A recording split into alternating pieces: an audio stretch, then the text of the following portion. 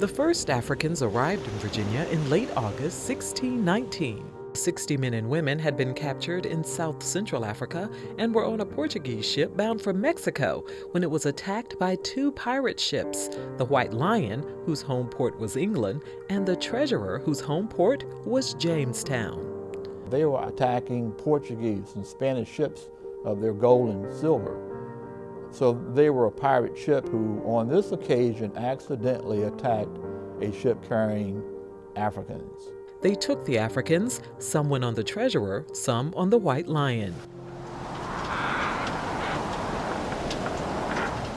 But a violent storm caused the two ships to separate. The White Lion set sail for Jamestown, but ended up dropping anchor at Old Point Comfort. The Africans were traded in exchange for food.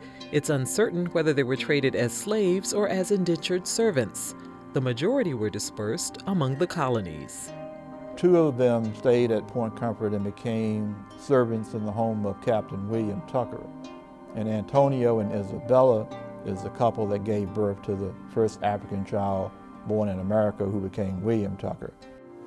King Jesus in the cattle by the waterside, you see the little children waiting to be baptized. We don't know if Anthony and Isabella knew each other, but they were married, and apparently after they arrived, and the child was baptized.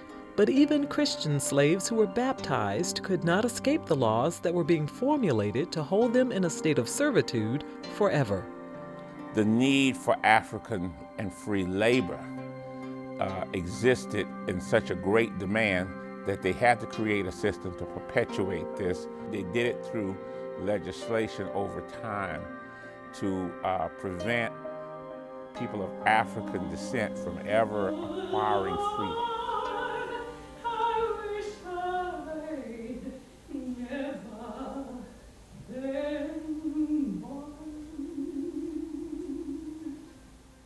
For WHRO Public Media, I'm Lisa Godley.